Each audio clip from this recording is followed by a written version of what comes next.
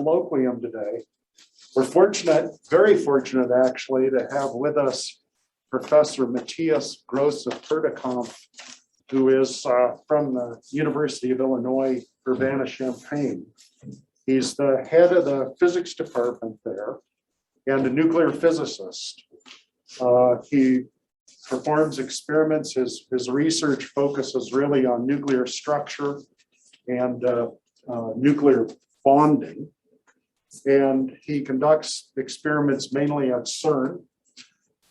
In his laboratory at Urbana, they focus on developing radiation sensors for ionizing radiation components, advanced components for these sensors. And his other activities, which will be the focus of his talk today, really are looking at nuclear arms control. And he's taught a long-standing course at Urbana-Champaign on nuclear war and arms control as part of a program they have at the university. It's the program for arms control and domestic and international security. So with that brief introduction, I'll just mention before I turn it over to Professor Grosse that he's going to stay after his talk, and after this colloquium ends, and anyone who's interested about talking with him about becoming involved in nuclear arms control policy can feel free to stay, talk, ask questions, and discuss that issue with him a little bit. So the title of his talk is Iran Nuclear Deal, Plea for Nuclear Arms Control in Uncertain Times. So Professor Grosse, Perdekamp.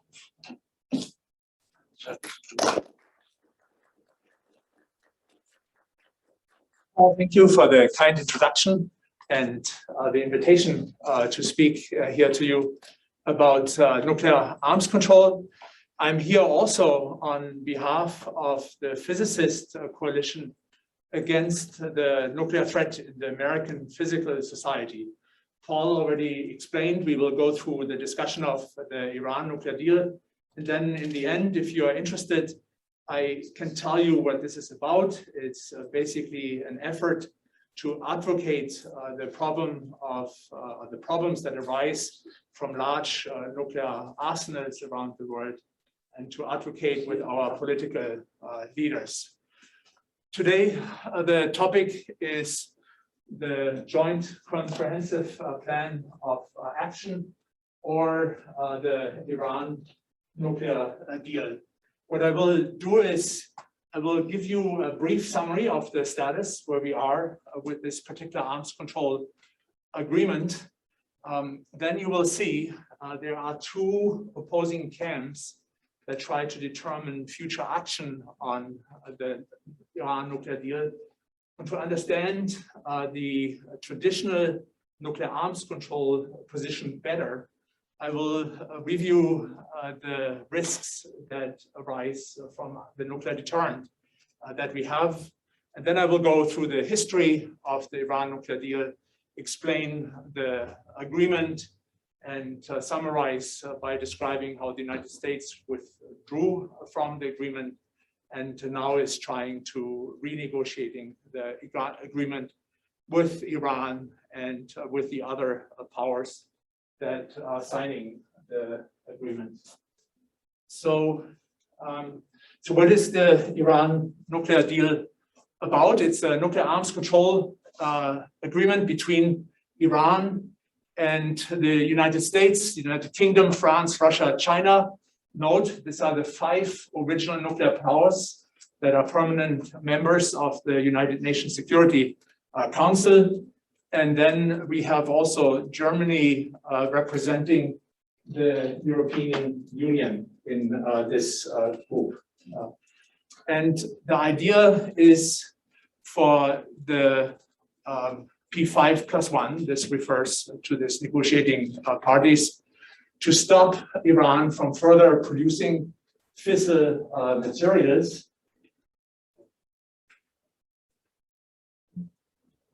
take this once. And to place Iran's nuclear program under the oversight of the IAEA, the International Atomic Energy Agency in Vienna, Austria. This is a branch of the United Nations that oversees the implementation of the Non-Proliferation Treaty. Iran has not been a practicing active member of this, but in context of the Iran nuclear deal, has promised and agreed to enter the Non-Proliferation Treaty and to abide by all its stipulations. That perhaps is the most important content of the Iran nuclear deal. It basically has Iran return to the non-proliferation regime that governs the international nuclear policy. Then on the Iranian side, the interest in the JCPOA is to get the powers lift the economic sanctions that were put on Iran. So one problem with things like the Iran nuclear deal is they are fairly complicated documents. They're difficult technical details, both on the science and engineering side and political science side, and they may be difficult to read. And the newspapers usually don't pick up, even in part, what is essential. One resource that we have in the United States and is open to us as citizens is the Congressional Research Service. This is a place where knowledgeable, neutral researchers objectively research information and digest it in a way that members of Congress can read it. So if you want your own deeply informed view of the Iran nuclear deal, here is a paper from the Congressional Research Service by Katzman and Kerr that I recommend strongly to you if you want to read up on some of the details. So the Iran nuclear deal was introduced in 2015 after a more than decade-long sequence of negotiations where Iran was found producing fissile materials, and then the United States and its allies using the United Nations imposed sanctions and started to negotiate. This converged in 2015. Iran actually moved very swiftly in implementing all the stipulations the treaty put on its nuclear program and came into compliance. At implementation date, just about a year later, in early 2016, it was determined that Iran had implemented these measures. This was certified by the IAEA that sent out inspectors to Iran at times, I think as many as 170 inspectors on the ground with access to all the facilities. And as a consequence, then sanctions got lifted. And Iran obtained access to many of the resources and financial resources that they hold in foreign banks. So the plan then was that Iran would continue to work with the IAEA to make sure that they transition their nuclear program to a truly civilian program that is monitored by the IAEA through the stipulations of the Non-Proliferation Treaty. This is what any other country does. Think of the Netherlands. They have a safeguard agreement with the IAEA. The IAEA checks them frequently. And this is how we know that they don't use the nuclear power industry to deviate materials and to start a nuclear weapons program. So this is done around the world. Iran was not actively part of this. Now it was part of it. Unfortunately, this process was interrupted. Oh, something went wrong with my slides. I want to show you this slide first. By concerns in the United States that the Iran nuclear deal does not go far enough, that it's just a mere nuclear arms control treaty. So let's take a look at this. There are two fundamentally different views of the Iran nuclear deal. The first is the view that the P5+1 took. It is the view that this is a nuclear arms control treaty that focuses entirely on making sure that the conflicts that Iran is part of never can turn nuclear. It doesn't pretend to do anything about the conflicts. It's basically saying these conflicts are far too complex to get resolved all in one treaty. While we can't resolve the complex problems, let's focus on making sure that these conflicts never can go nuclear.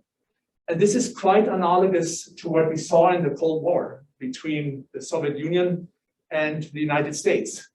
It would be outright laughable to assume that in the complex hostile adversarial relations between the Soviet Union and the United States, there could be a treaty that settles all these problems. On the other hand, it was extremely necessary to make sure that there could be no accidental nuclear war. Arsenals were large enough to entirely end human civilization. If we take a look, I think this is this other slide where I mixed the order. This is how traditional nuclear arms control works. Look at this image here to the right. We have here the number of nuclear warheads, and we see in blue how many the United States has. We see in red how many the Soviet Union had. Note at the top, we have reaching 70,000 warheads, enough to destroy human civilization multiple times. Now, how did this happen? There was really an arms race that arose out of fear and some degree of hysteria about the adversary. And this escalated at enormous costs and that increased security risks. And then arms control patiently tried to counter this by negotiating stepwise limited arms control treaties that at least in one area where one could agree that everyone wants to live, one came up with rules that both sides would abide by. And this approach of stepwise arms control is what turned the tide and led to the situation we live in today. So what is the other view? The other view is that the JCPOA fails to address the broader conflicts of which Iran is part. And they are terrible conflicts. It's Iran's role in the wars in Syria, in Iraq, its support for Hezbollah in Lebanon, sponsoring terrorism, its role in the war in Yemen, or its role in rendering marine operations in the Persian Gulf uncertain. This view obviously has champions that are affected by all these conflicts, like Israel. Here we can see Prime Minister Netanyahu giving a speech in 2012 while this deal was negotiated, strongly advising against making a nuclear arms deal that stops short of addressing the broader conflict. Israel was advocating a solution where the economic sanctions would be also used to force Iran in compliance on all of these other problems. Yeah.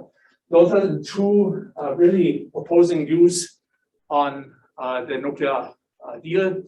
And this opposition or this opposing views basically have led to the cancellation, to the exit of the United States from the Iran nuclear deal. So during the Trump administration, this broader concerns about conflicts Iran is involved with started to dominate. In the end, the United States formulated in a speech that Secretary of State Pompeo gave at the Heritage Foundation 12 additional demands that Iran would have to meet. And I listed a subset here. You see, those are demands that address these conflicts that I already listed. So stop supporting terrorism, stop supporting the militias in Yemen, etc. Obviously, Iran was not willing to agree, just as the Soviet Union during the Cold War wouldn't have agreed to stepping down from all their demands. And as a consequence, the United States unilaterally withdrew from the JCPOA in May 2018 and reimposed the sanctions that were put in place prior to the JCPOA. So a year later, Iran then started to deviate from the compromises it has made. It started to stepwise violate the limits that were set in the accord. And today, I think with some right, we might say that the situation is more serious than ever. Iran had gotten rid of all enriched uranium, but today there are 84 kilograms of uranium that's enriched to 20%. That's a small quantity compared to what they had originally. I think they had 12.5 tons. But they never went above 20%. Now they have 10 kilograms that have been enriched to 60%. In order to make a nuclear bomb, I think we would need maybe 25 kilograms, that's at 90%. So still some distance away from this. But clearly, I believe they are trying to make a point and maybe also put pressure on the P5+1 in the negotiations. The renegotiations were started by the Biden administration immediately after the administration started. There were 6 meetings in Vienna. Then the Iranian elections hit in June. No negotiations since then. The most alarming circumstance of the whole situation, according to the IAEA, is that Iran has thrown out the inspectors from Iran, not allowing any access to the nuclear facilities since January. We basically are blind and do not know what Iran does with its nuclear facilities. So one light of hope, and I think I might talk about this later, the IAEA has security cameras installed in all nuclear facilities in Iran, and those cameras have kept taking data. So in principle, there's still a record that documents everything, but as of today, the IAEA has no access to this record. So that's where we are with the Iran nuclear deal. And I want to explain to you now why nuclear arms control has historically taken a special place, a very particular focus on nuclear arms control, ignoring the broader context. Why is this necessary? And I want to start by introducing you to the process of arms control using the Chemical Weapons Convention. I think you may know that in World War I, almost 200,000 tons of chemical weapons were used, with over 100,000 soldiers dying in the war. This was horrific and led to an outcry, something ought to be done. And there was immediately a first treaty, the Geneva Protocol in 1925. But then it turned out to be very difficult to negotiate a real binding chemical weapons convention that would ban chemical weapons. And it took until 1997, 70 years later, to negotiate this binding chemical weapons convention. And even then, after it was implemented, there are difficulties. The treaty set goals for the holders of chemical weapons by when they have to abolish their arsenals. And the United States and Russia, having the biggest arsenals, both did not manage to meet the deadline set in the treaty, April 29th, 2012. Actually, the Organization for the Implementation of the Chemical Weapons Convention now says that the United States likely will reach this goal in 2 years from now. Now, some people take this as an easy road to criticize arms control, but more realistically, this tells us how difficult arms control is in its nature. We have to integrate many conflicting interests, and we have to take the next step that is possible and not more. Whoever takes a step that is too large will fail and will make the whole thing fall apart. And how useful such a convention can be came to light in the conflict of Syria. Syria, you can see in red the countries that are not in the chemical weapon conventions. It's one of these countries. And during the Syrian civil war, the regime in Syria used their chemical weapons against its own citizenry.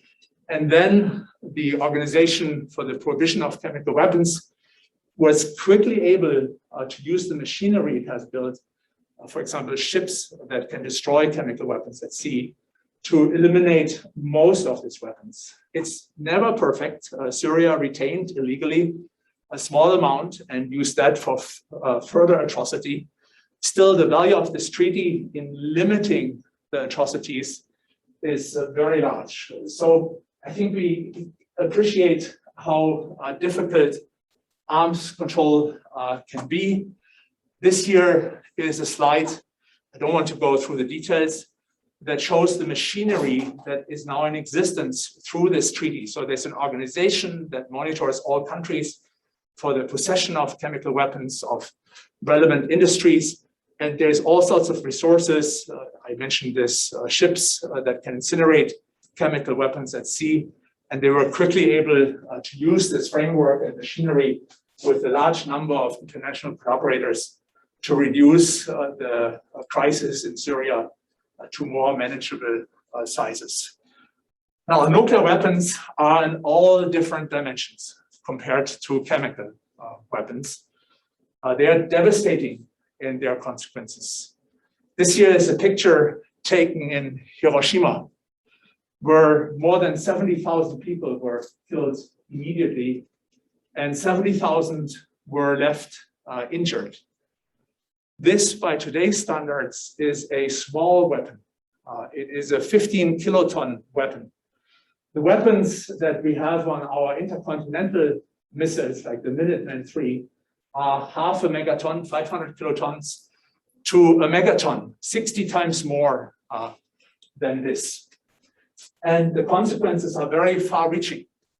Nuclear weapons are weapons that can destroy a major city in an instant and kill hundreds of thousands of people in an instant. If there's an all-out nuclear war with hundreds of these weapons, they can destroy an entire society. In Hiroshima, help rushed in from surrounding cities, from all of Japan, nurses, doctors, police officers, firemen. If there's an all-out nuclear war and this infrastructure is destroyed everywhere, citizens will wait for this help, but it will never arrive. And there's absolutely nothing scientifically or technologically that could be done to change the impact of a nuclear weapon. But what would happen if a modern Minuteman III type weapon or a Russian weapon would explode today? This is a hypothetical major metropolitan area. You can see on the horizontal axis the size. This is out to 10 miles. This is ground zero. A megaton, 1,000 kiloton weapon would be detonated for maximum destruction of a height of 1.4 miles. This makes a nice spherical pressure wave that knocks down all structures, even commercial steel, concrete, out to about 4 miles. And then the fireball sets everything on fire. So it's really a way how to destroy a major city. All-out war, meaning hundreds of such weapons. In the United States, in a war with Russia, we would expect 50 to 150 million people immediately dead. We would expect a complete breakdown of all the infrastructure that supports our lives: healthcare, emergency response, transport, industry, agriculture. Also, civilian political leadership and decision processes would be gone. It really is a back to the Stone Age. Then the fallout will force the evacuation of whole regions. And perhaps most fatalities actually will result from the impact an attack like this would have on the climate. There's a phenomenon, it's known as nuclear winter. If a city like this burns, and there are thousands of cities around the world, a lot of soot is ejected into the higher atmosphere. It stays there for 20 years. It reflects sunlight, and it would make sure that temperatures drop below freezing for anywhere 10 to 12 years after the attack on the Northern Hemisphere. There would be no agriculture on the Northern Hemisphere for more than a decade. One of our APS coalition members, Alan Robock, a professor at Rochester University, is one of the leading researchers into nuclear winter. He's a leading climate scientist. You might be interested in reading his latest paper, where he looks at the regional war between Pakistan and India and discusses the impact this would have on our climate. What he basically finds is we would encounter a situation similar to what we had in the so-called small ice age in the 1600s, with food insecurity in most countries around the world. I just talked about Fallite Fallout. I thought this is interesting to see. This here assumes, for example, a missile attack on missile silos, and that actually throws a lot of dirt with radioactive isotopes attached to it into the atmosphere. The wind blows it across the country. And I think everything that's in yellow here had to be evacuated due to high radiation areas. I'm not sure I know New Mexico geography well enough, but I think we are somewhere here. If military installations in California would be attacked, for example, the Navy in San Diego, we actually would have to relocate here as well. So the impact of nuclear war is terrifying. What is our strategy to make sure that this never can happen? Well, we say we maintain a triad, 3 different branches of nuclear forces, so that we can be certain that some of it survives a first strike by our adversary. So if our adversary strikes and it does this harm to us, we can be certain that our arsenal survives to destroy them as well. Now that is the plan. And for this, we have our nuclear triad with nuclear-armed submarines, nuclear-armed bombers, and nuclear-armed intercontinental ballistic missiles. So if that is true, then no rational actor will initiate nuclear war. They know it is suicide. What do we have to assume for this to work? Well, we have to be certain that our arsenal here is 100% fail-safe against technical malfunction, against human error, against malicious act of rogue military technicians, engineers, scientists, political leaders. This is not a new argument. I think one of the persons who realized this first and advertised it in a very public way is President Kennedy. I cite him here. Today, every inhabitant of this planet must contemplate the day when this planet may be not longer inhabitable. Every man, woman, and child lives under a nuclear sword of Damocles, our triad, hanging by the slenderest of threads, capable of being cut at any moment by accident or miscalculation or by madness. The weapons of wars must be abolished before they abolish us, he said in a speech to the United Nations. Now, if I may ask, who of you is using technology that is fail-safe 100%? If you take your car and drive, is there a chance of a fatal accident? Yes. If you fly, is there a chance of a fatal accident? Yes. If there's a nuclear power plant, is there a chance of an accident? The answer to all these questions is yes. And this is no different for nuclear arms. I think I want to show you three examples. I want to start with Stanislav Petrov. He was a Soviet lieutenant colonel. In 1983, he was on duty in an early morning installation that he actually had helped to develop, including the sensors and the computer systems that would analyze these sensors. So on that day, the alarm system reported 5 American intercontinental missiles of being launched and approaching. He suspected correctly that this was a false alarm.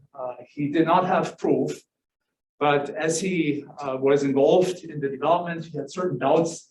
He was also surprised at the limited scale of the attack, which was too small to take out a significant fraction of the Soviet arsenal. So he decided, against the advice of the other staff present, to escalate this to the president of Russia, of the Soviet Union, which would have been his duty. It is believed that he saved the world from an escalation of false nuclear counterattack. But for this, he was actually demoted and fired from the military.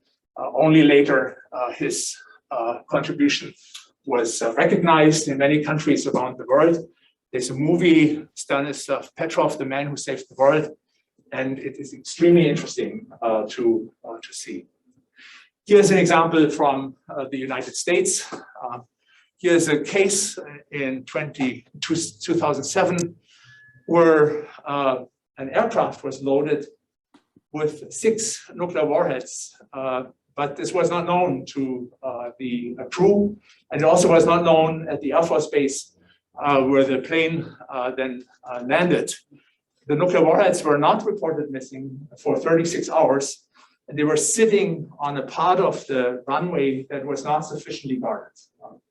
Nothing happened, luckily, but this was a situation in which terrorists could have picked up fairly easily nuclear warheads.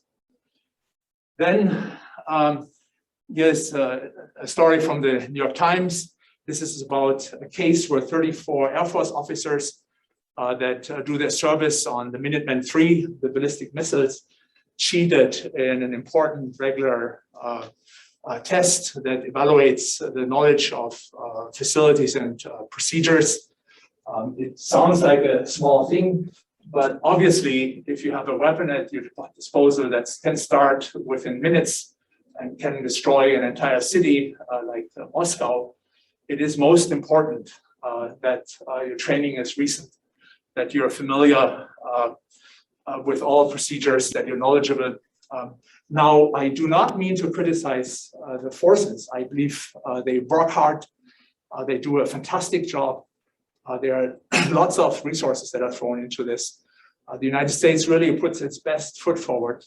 The question really is, if things like this can go wrong here, how does this look like in other nations that have less resources, that have lower training standards, and who have nuclear arsenals?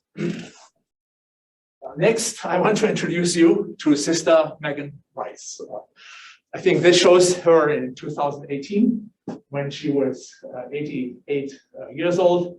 She's a Catholic nun that spent most of her life as a teacher in Africa. But after she retired, she turned into an anti-nuclear weapon activist. And what she's known for in particular is her break-in into the Whitehall nuclear facility in Oak Ridge. This is actually a facility which I think is known in the building she got to hold 400 tons of highly enriched uranium. This is heavily guarded with multiple layers of security fence. But Sister Megan Rice and 2 other elderly peace activists managed to cut their way through 3 or 4 layers of fences, and then to sing peace songs and paint the wall of this facility before, after 20 minutes, security forces arrived. And this is a shocking breakdown of security measures. I like Sister Megan Rice, but I'm sorry to say she should have been dead after crossing the first fence. That is how the safety for nuclear weapons that can kill hundreds of thousands has to be. So I think she did the country a significant service here by pointing to the shortfalls in nuclear security. Of course, she was sentenced to almost 3 years of prison for destruction of property. I think in part she was sentenced for pointing this out in a very embarrassing way. Now again, we know that technology is not perfect. And the real question is, how does this look like in other countries? Here's a picture of a high flux reactor at the Kurchatov Institute near Moscow. High flux reactor means highly enriched uranium. So this building here, with no security whatsoever, has large quantities of highly enriched uranium. So I gave you 3 examples of how security can fail in the United States, where we try hard, where we have the resources and the training that's necessary to do a good job. So how is this going to look like in a country where these resources are not available? Example, Russian and other Soviet provinces after the fall down of the Soviet Union. Now, the important thing to realize is that if we and our NATO allies have nuclear weapons, our adversaries will want nuclear weapons. So it's a chain that leads from a nuclear arsenal in the United States to an arsenal in Russia, to an arsenal in China, to an arsenal in India, to an arsenal in Pakistan. And nuclear safety is only as strong as the weakest link. If we decide to spend money on nuclear arsenals, we have to be prepared that a nuclear weapon gets lost or stolen in Pakistan during a period of instability during regime change. So that, I believe, is a major problem. And that is why nuclear forces are so interested to prevent proliferation. And this is why adversaries, China, Russia, the United States, the UK, and the US joined in negotiating with Iran. Here's something from my personal research that I want to show you. It relates to Kurchatov. I think we did something that was well-intended. We wanted to build a detector for our experiment at Brookhaven National Lab. It's a forward electromagnetic parometer. And we learned that Kurchatov has the right lead tungstate crystals that we needed. We needed 500. We called our colleagues there, and very quickly they were shipped to Chicago, and we picked them up at O'Hare. That is pretty innocent, except what I sense in this, there was a period where Kurchatov was missing the levels of administration and review that we are used to at US levels. It was actually very easy for us to get this materials. And now think of a picture where a malicious actor that maybe struggles to support his family, Kurchatov, is approached by someone who asks about highly enriched uranium. I don't think there are many formal structures in place that would stop this from happening. So this is particularly bad if weapons in principle can be acquired by terrorists. And I copy here some information that you can look up at the Belfer Center at the Harvard Kennedy School. So it is believed that terrorists consider deploying nuclear weapons. It is further believed that they may be able to access the materials, the fissile materials. Mostly the mechanism is malicious actors in situations where the controls are lax, like in the Soviet Union after the fall of the Soviet Union, or maybe in some future, like in Pakistan during periods of instability. It is then believed that by hiring limited technical talent, they could create an improvised nuclear device and then explode this in a city, in a country that they see as their enemy. So in short, I believe the argument is if we invest in nuclear arms here, believing that makes us safer, we induce arsenals in places like Pakistan, where terrorists eventually might get their hands on it. And when they then come back to go after Los Angeles or after Shanghai or after Moscow, I think it's our own fault. We will be at the beginning of this chain of events that will have led to this disaster. Now, obviously, I don't want to excuse the terrorists, but we have an easy way to prevent this from happening. So, since this is such an important problem, there is a United Nations Containment Regime for nuclear weapons. And this is put together in the so-called Non-Proliferation Treaty that was signed in 1968. Most countries are part of this. And the deal in the Non-Proliferation Treaty is basically there are 5 nuclear weapon states: the United States, the Soviet Union at the time, China, France, and the UK. They do have nuclear weapons. They promise to share nuclear technology for peaceful purposes with everyone else. And in return, everyone else abstains from having nuclear weapons. So that is the regime that we try to uphold at all costs, given the serious consequences of nuclear attacks. And then, of course, there are problems, like historically, Israel, India, Pakistan break out of this. And more recently, North Korea has acquired nuclear weapons. So these are countries that have particular local security concerns that they believe are so important that they cannot respect this non-proliferation regime that is in place. So this is actually really seen of very high importance by most countries, and explains the surprising observation that in the negotiation of the Iran nuclear deal, we have adversaries, Russia and the United States. China, Russia, the United States work together to somehow find a way to press Iran back into this NPT framework. Now, I have here a list of other nuclear arms control agreements. I want to highlight one of them as an example how they really focus on reducing the risk of nuclear war and do not try to solve the broader problem. The one I want to highlight is the INF Treaty, the Intermediate Range Nuclear Force Treaty. This was actually signed and enacted in 1987. At the time, Russia had deployed new mid-range missiles, the SS-20 in Europe. The Europeans lobbied the United States to counter this. The United States deployed the Pershing missile.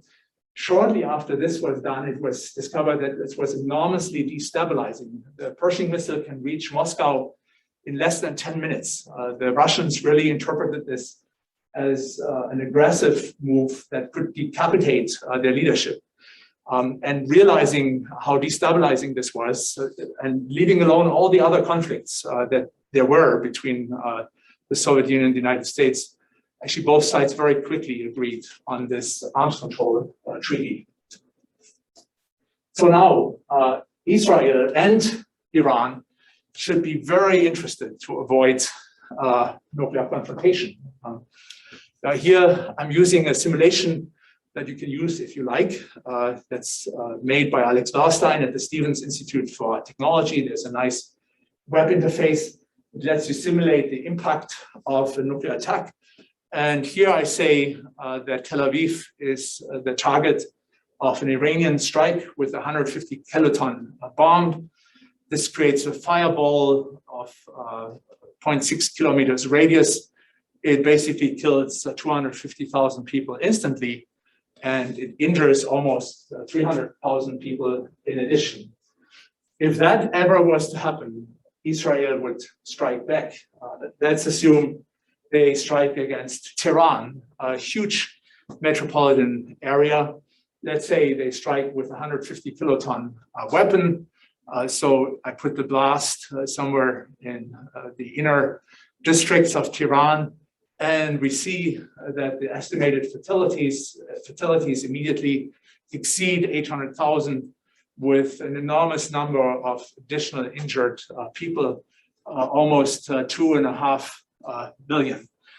So the stakes are very high, just showing how important it is to have an agreement that stops the proliferation of nuclear weapons. Everything else is secondary. As bad as it is, as bad as the war in Yemen, for example, is, it's really terrible. This has to stand aside to allow an agreement that will stop Iran from acquiring nuclear weapons. So here is a history of the Iran nuclear program. It actually shows a little bit one of the difficulties the NPT regime, the Non-Proliferation Treaty regime, has. It goes back to an initiative that was put out by President Eisenhower in a speech to the United Nations in the early 50s, Atoms for Peace. It basically says, do not acquire nuclear weapons, but we share civilian technology with you. Meaning Iran, as part of this policy, got a research reactor, the Tehran research reactor. Iran also ceded the Nuclear Non-Proliferation Treaty, basically promising that the IAEA can send inspectors to monitor this reactor and other nuclear facilities, making sure that Iran would not deviate nuclear materials for a nuclear weapons program. So now, in the aftermath of the Iranian Revolution, relations between Iran and the West decayed, and Iran started to deviate from its responsibilities under the NPT. This was detected by the IAEA, and they called Iran to order. It also called onto the floor the big nuclear powers that all tried to persuade Iran to return to the NPT, to respect the NPT, and to not pursue a nuclear weapons program. However, Iran was slow in responding, and only after the election of Hassan Rouhani to the office of president, some real progress was made in negotiating a treaty that would stop Iran's nuclear program and make sure that it's transitioned back into a purely civilian program.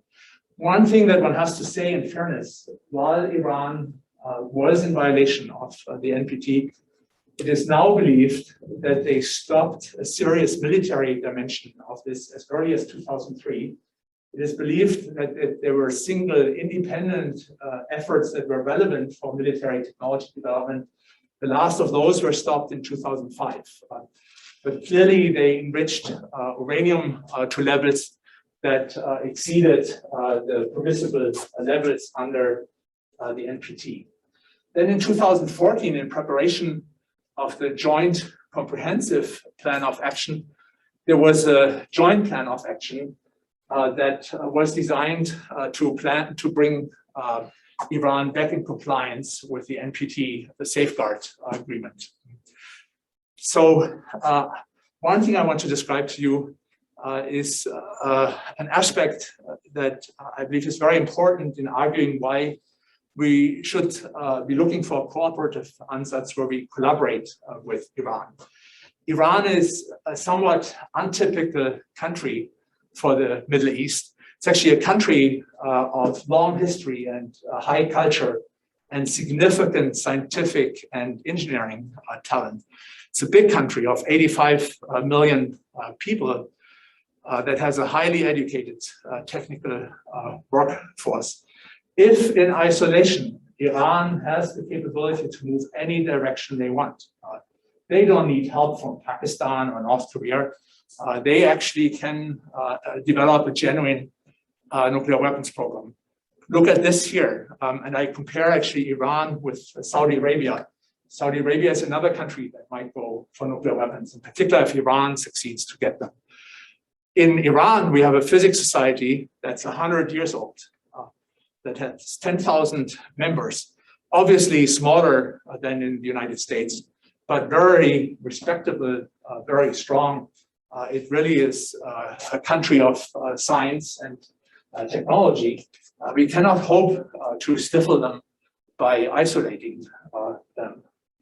Another thing that I want to point out, and is actually in the nuclear deal, the Iranian president, Rouhani, at the time said, we cannot really shut down a nuclear facility. Let's find a meaningful future. And then the US side proposed to turn one of the centers to an international research center, comparable to CERN, the European Particle Physics Lab, or comparable to Sesame. This is the Middle Eastern light source that tries to use science to engage scientists from different countries in exchange to create transparency between different countries. So this is actually modeled after CERN at the suggestion of the United States. European nations after World War II created CERN in neutral Switzerland, and scientists from the warring partitions, from Germany, from Russia, from France, from the UK, came together to do science together, and in this way to meet each other. Later, CERN played an important role in bringing together scientists from the Soviet Union and the West.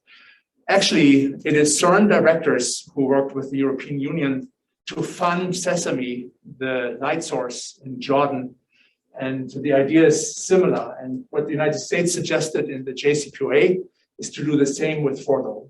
So this would be a place where scientists from all Middle Eastern countries would go, but also from the United States and from Europe. And this would do a number of things. It would take Iran's scientific and technological elite and engage it in meaningful basic research rather than weapons research. It would lead to significant additional transparency. The international scientists really had access to the people in the Iranian nuclear scientific effort. And as it reduces the alignment with the needs that Iran has for its nuclear program, the alignment of the workforce, it also would reduce the alignment of the Iranian technical elite with the regime in Iran. So this is a nice component in the nuclear deal. So I see that my time is advancing. Let me briefly talk about a few things that are important as inputs to understanding the stipulations in the nuclear deal. So I want to briefly explain that nuclear weapons work through the energy that's released in fission reactions. So it's the energy that's released if a nucleus is split by a neutron, and then there are nuclear daughters, but there are additional neutrons that can drive further fission reactions. And in this, very rapidly, enormous amounts of energy are released. So we have a chain of fission reactions. Now, there's only very few elements that are capable of sustaining such chain reactions. One of them is uranium-235. It turns out that in natural uranium ore, only 0.7% of the uranium is uranium-235, the one that's needed for nuclear weapons. So actually the biggest challenge in making nuclear weapons is to enrich that fraction to a much higher fraction. And we can see this here. We talk of weapons-grade uranium once we have more than 80% of uranium-235. Modern weapons in the United States, it's typically more than 90%. And so the big technical challenge, this is the biggest challenge if you want to make a nuclear weapon, is this enrichment from 0.7% uranium to 80%. And then there's an alternative path, plutonium. Plutonium-239 is produced in nuclear reactors and also can be used to make nuclear weapons. So an Iran nuclear deal has to cut off both avenues, the uranium avenue and the plutonium avenue for Iran. This here shows the centrifuges, or some of them, with the visit of President Ahmadinejad at the time. that are used to enrich uranium. So let's see what Iran had done. It actually had produced from starting in about 2007 or 8 and ending in 2014 at the time of this joint plan of action. It had produced about 12.5 tons of uranium enriched to 20%. So the blue shows you the total amount of uranium that they had enriched. The red was the enriched uranium that was readily available to make nuclear warheads, possibly by enriching it further. And in green, and reading off the axis here on the right, is an estimate how many warheads one could make with the amount of uranium. So in 2014, Iran had enough highly enriched uranium to make 8 nuclear warheads. And it was thought that if they wanted, they could have done so in maybe 3 to 6 months. So Iran also pursues the plutonium path. They do this in a heavy water reactor, the Arak heavy water reactor. In the same complex, they have a heavy water plant that provides the heavy water needed in the reactor. So an Iran nuclear deal basically has to cut off both of these pathways to nuclear weapons. This here shows the evolution of the Iran nuclear program. The goal of a nuclear program would be to weaponize fissile materials. The red steps are the ones that Iran already had managed to achieve by 2014. And there were a few additional steps left, but in difficulty, they were thought to be not as large as the program it already has successfully completed. And so then Iran actually very swiftly started to implement the restrictions that were set out in the plan of action. There were detailed reports from the IAEA that went into Iran and had access to all the relevant facilities. Here's a plot that shows how the stockpile of enriched uranium very quickly was reduced to 0. So I don't know if this is readable. This here is February 2014. This is May 2014. Iran partially diluted the low enriched uranium that they had. In part, they sold it to foreign entities to get it out of the country. So what are the important main features of the Iran nuclear deal? The most important thing was that Iran committed long-term to be a regular member of the Non-Proliferation Treaty, honoring also the so-called additional protocol that gives the IAEA the right to unannounced surprise inspections and the right to environmental testing. It's kind of thought that these are very powerful ways of really making sure that a country cannot advance a nuclear program. It also, Iran would give the IAEA much further reaching rights than any other country gives the IAEA. For up to 25 years, they would give the IAEA complete access to the uranium supply chain. So being able to monitor everything from the original mining to the enrichment for purposes, for example, in the heavy water reactor. And the JCPOA came up with detailed stipulations for all the different facilities. It's a 159-page document. So this is how Iran actually was asked to cut off the plutonium pathway to a nuclear weapon. These are all measures that apply to Arak, the heavy water reactor. So the reactor that they had, the reactor core was destroyed. Iran complied with this. And in collaboration with the United States and Russia, they would develop a new research reactor core in a way that is not suited for extracting plutonium. They also agreed for all times to not process spent fuel, that they would give the spent fuel to foreign nuclear fuel processing entities, meaning that the plutonium would be taken out of the country.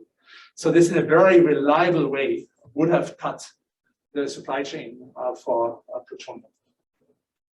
So then, similarly, in Natanz, they agreed to take down most of their ultracentrifuges. They agreed for limits on enriched uranium to exactly the quantities that were needed to operate their reactors, their research reactors. This is this 300 kilograms here, and anything that goes beyond this would be sold. In addition, they really agreed to very open access by the IAEA and its inspectors. I think I mentioned before, the IAEA had up to 170 people there and reporting constantly. The most irritating thing right now is that these people are not longer in Iran and that we are totally blind. The same in Fordo, again, measures that make sure, in summary, that no enrichment can be done beyond the enrichment that's necessary for medical purposes and industrial isotope purposes. So this was the situation in 2017 and 18. Iran was in compliance. At this point, the Trump administration decided that the focus of the Iran nuclear deal was too narrow, that it should not focus on just nuclear arms control, that it also should be a tool to force Iran into compliance on some of the other issues, the conflicts in Iraq, Syria, Yemen, and the support of state terrorism. I must say, these are reasonable goals. It would be much better if Iran would not engage in any of these activities. I think I would support this. The only question is, what is the realistic approach to nuclear arms control? In history, and this is the history of the Cold War, I believe we have seen that the approach that works is the approach of the small steps everyone can agree on. This is what led to progress over many years. This is easily criticized. It looks so imperfect. You never achieve many important goals, but if applied patiently, it is a real game changer. So here, these were all reasonable demands that Secretary of State Mike Pompeo made. Do not support terrorists, do not support them in Yemen, do not support them in Syria. And the only problem is, it was clear from the beginning that Iran cannot agree to this. So this basically was a way to force the United States to withdraw from the JCPOA. Now, Iran, in response, gave the European nations a chance to step in and to help to hold up the western end of the JCPOA, meaning allowing Iran free trade and access to foreign technology. However, the Europeans were not able to deliver. In light of new US sanctions that were implemented, the United States also implemented sanctions on European companies that would trade with Iran. And Europe was not really able to circumvent this. So over a year, it was clear that Iran was back to facing sanctions. It had upheld its side of the deal, but it didn't receive in return what it had been promised. And it then started to stepwise move away from the limitations that were set by the Accords. And today they have, again, significant amounts of low enriched uranium. And for the first time, really, they exceeded this 20%. They now have 10 kilograms at levels that are very close to what one needs for a nuclear weapon. I think that the situation is most difficult also due to the pressures that arise from public opinion. I believe that in Iran, there are pressures that Iran should get more than what they had in the initial deal because the United States walked away from the deal. And then on the United States side, I think there are lots of pressures on both sides of the aisle that this treaty should go beyond the scope of a nuclear arms control treaty. So it's not that I know, it's not that anyone could know, but I think in 10 or 20 years, we may be looking at a missed chance to stop proliferation to Iran. So the present situation certainly appears very difficult. And I want to end with this slide. We can discuss and ask lots of questions, but one thing I want to announce, after this, we will talk about this coalition of physicists against the nuclear threat that I would like to advertise you. This is an effort of the American Physical Society where physicists and engineers and other physical scientists, all are welcome, can help and join a lobby for reducing the threats that result from nuclear arsenals around the world. But I think before we should do this, we should see if there are questions that are relevant on the topics that we just discussed.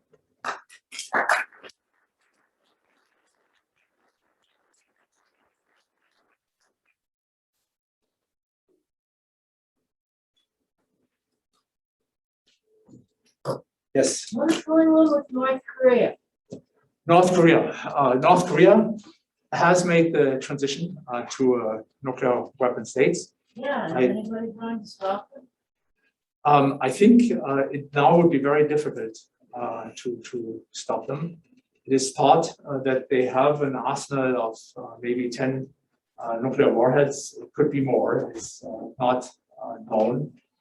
I think there's great uncertainty with regards to their capabilities. So, for example, without being able to prove this, I personally do not believe that they have a missile on which they could launch one of these warheads towards the United States or towards Guam or Hawaii.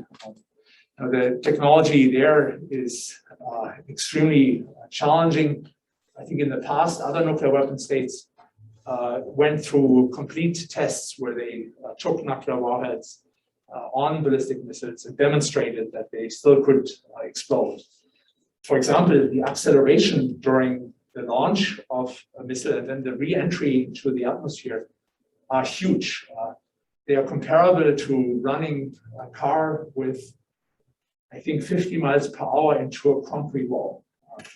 And the nuclear warhead has to survive this kind of forces. Korea has not demonstrated that they can do this. But North Korea can hold hostage South Korea. They have lots of tunnels that they dug under Seoul. I think they're perfectly capable of exploding a nuclear weapons under Seoul. And I think that will stop the United States from intervening with military means. The civilian casualties would be just too high. So I think we will have to live with this. And the real big question to me is, what happens if the regime in North Korea should collapse?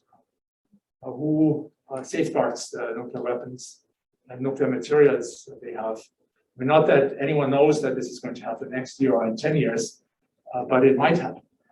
And I think that the United States needs to have a plan. It probably has to be a joint plan with China somehow. Yes? Do we know how the renegotiations are going? So what I can tell you about the renegotiations, the Biden administration started this immediately, and they met in Vienna, I believe, 6 times. This, I think, was between February and June. Both sides said that they made good progress without specifying what this means. To give you one example, the IAEA was ejected from Iran. And one thing they were arguing is that they should be given access to this cameras and make sure that the storage media are replaced so that once there is a new agreement, one can document what the work was that Iran carried out in these facilities. So that was discussed, but then came elections in Iran, I think June 24th, and the new government is significantly more right-wing, as far as we can tell, and it has not come back to the table. But the head of the IAEA, I think, was in Tehran for negotiations and has a partial success with regards to the storage media. The storage media has to be replaced at some frequency to make sure that they don't fail or don't overwrite. And I think there's an agreement that the IAEA can send inspectors that will replace them. And the storage media that they will take out will be stored in a way that it can be controlled both by the IAEA and Iran. And then IAEA can access them once there's an agreement on the deal. But the progress is less than stellar. And I think that both sides may be asking more than can be reconciled.